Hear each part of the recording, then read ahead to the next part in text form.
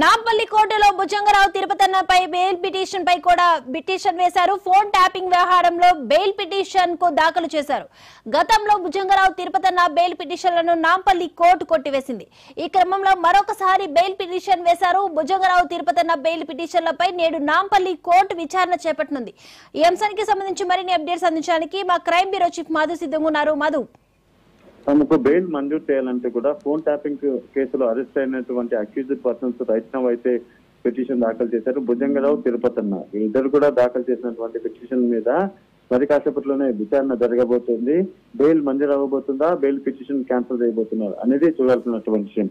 నాంపల్లి కోర్టులో ఇప్పటికే గతంలో కూడా ఈ కేసులో అక్యూజ్డ్ పర్సన్స్ గా ఉన్నటువంటి వాళ్ళు బెయిల్ పిటిషన్ దాఖలు చేసి బెయిల్ కావాలంటూ కూడా అడిగిన నేపథ్యంలోనే అప్పట్లో ఆ బెయిల్ పిటిషన్ కొట్టివేసినటువంటి ధర్మాసనం ఇప్పుడు దీనికి సంబంధించినటువంటి భుజంగరావు తిరుపతన్న వీళ్ళిద్దరూ దాఖలు చేసినటువంటి ఈ బెయిల్ పిటిషన్ మీద ఎటువంటి తీర్పు ఇవ్వబోతున్నారు అనేది చూడాలి. ఎందుకంటే ఈ కేసులో ఇంకా కూడా అరెస్టుల పర్వం కొనసాగబోతుంది. అరెస్టులకు సంబంధించి కూడా ఇంకా ఎవరైనా అరెస్ట్ చేయబోతున్నారు అనేది పెండింగ్ లో ఉన్న నేపథ్యంలోనే మరి బెయిల్ మంజూరు చేస్తే డెఫినెట్ గా కేసు మీద ఇంపాక్ట్ పడుతుంది. కాబట్టి హైదరాబాద్ పోలీసుల తరపు నుంచి కూడా వాళ్ళు కూడా తమ వాదనలు వినిపించబోతున్నారు. డెఫినెట్ గా తమకు ఈ కేసులో వీళ్ళిద్దరికీ కూడా ఇప్పుడు బెయిల్ మంజూరు చేస్తే తమ విచారణ పైన ఎఫెక్ట్ పడుతుంది. కాబట్టి బెయిల్ మంజూరు చేయవద్దు అని పోలీసులు విచారణ తమ వాదనలు వినిపించబోతున్నారు. కానీ ప్రభాకరరావు తిరుపతన్న వీళ్ళిద్దరి తరఫున కూడా వాదనలు అయితే వినబోతున్నటువంటి ధర్మాసనము ఇద్దరి వాదనలు కంప్లీట్ అయిపోయిన తర్వాత ఎటువంటి తీర్పు ఇవ్వబోతుంది అనేది మాత్రం చూడాలి.